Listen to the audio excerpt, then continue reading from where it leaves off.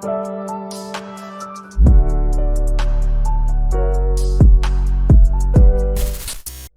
console vous permet exclusivement de jouer, à l'inverse du PC qui vous permet d'utiliser beaucoup plus de logiciels de création.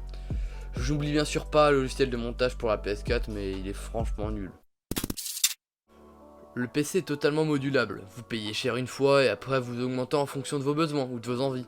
Par exemple, si votre boîtier ne vous suffit plus, vous pourrez en racheter un nouveau. Inutile d'attendre 5 ans une nouvelle console alors que ce n'est même pas sûr que le design de la console vous plaise.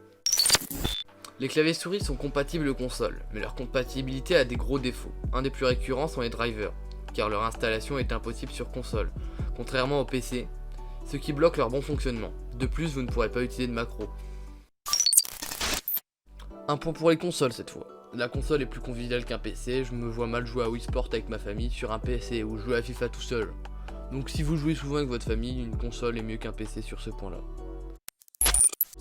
Comme vous devez le savoir, Discord est un super outil pour se réunir. Ces serveurs sont gratuits, presque tous les jeux ont plusieurs serveurs Discord qui leur sont dédiés.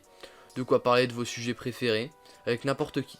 Je n'oublie bien sûr pas les communautés sur PS4, mais Discord est 100 fois mieux car il est beaucoup plus complet et il offre beaucoup plus de possibilités.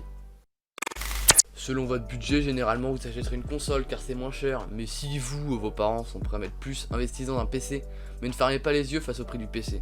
Les consoles vous demanderont beaucoup plus d'argent sur le long terme, à cause du prix des jeux étant beaucoup plus cher que sur PC, et le prix de l'abonnement obligatoire pour jouer en ligne. Sur le long terme, le PC est plus rentable. Les consoles sont pour l'instant bridées à 60 fps, et la plupart des écrans de télé n'affichent généralement que 30 fps, ce qui désavantage de façon considérable les joueurs console. Il est possible d'acheter un écran 144 Hz, mais vous en verrez jamais l'utilité. Les consoles sont bridées. Il existe aussi des écrans 240 Hz, mais j'y reviendrai dessus plus tard sur une autre vidéo. Alors, mon verdict, sur presque tous les niveaux, le PC dépasse les consoles. Les seuls défauts du PC sont son manque de convivialité. Comme je l'ai cité, je me vois mal jouer à FIFA tout seul sur PC et à Wii Sport sur mon PC.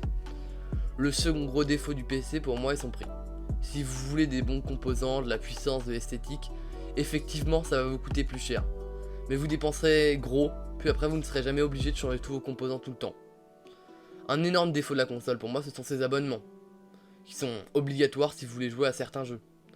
Un des défauts du PC est le fait que très peu de jeux y sont bien optimisés dessus. Merci d'avoir regardé cette vidéo, mettez votre avis dessus en commentaire, à bientôt.